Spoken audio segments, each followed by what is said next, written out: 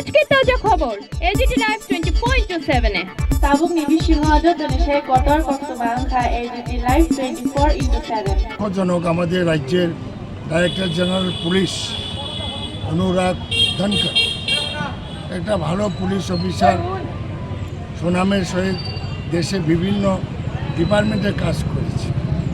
উনি ওনার চেম্বার থেকে তার মৃতদেহ আবিষ্কার হয়েছে। কীভাবে মারা গেল এখনও সরকারের তরফ থেকে সুস্থভাবে প্রকাশ করেনি।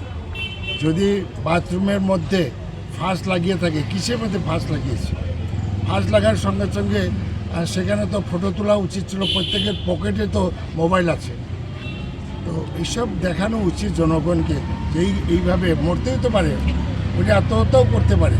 কেন করলো, কিভাবে করলো, এটা তো রাজ্যের মানুষ জানতে চায়। শুধু রাজ্যের না, সারা দেশ।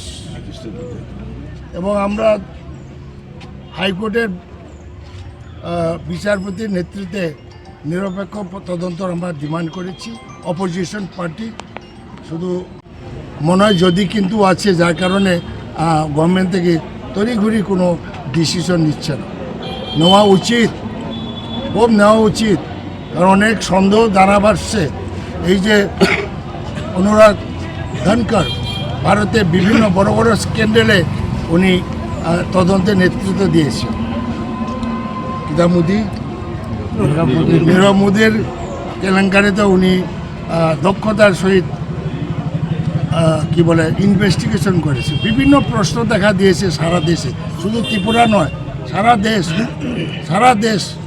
আমাদের বন্ধুবান্ধব ভারতের বিভিন্ন প্রান্তে আছে, যারা এমপি এক্সএমপি, তারা ফোন করে যে ঘটনাটা কী। তো আমরা বলছি যে ঘটনাটা আমরাও অন্ধকারে আছি। পরিষ্কার বলা উচিত চিফ মিনিস্টারকে, এই ঘটনা কী আছে, যা আত্মহত্যা করতেও পারে। এই এতটুকু আমরা বললাম।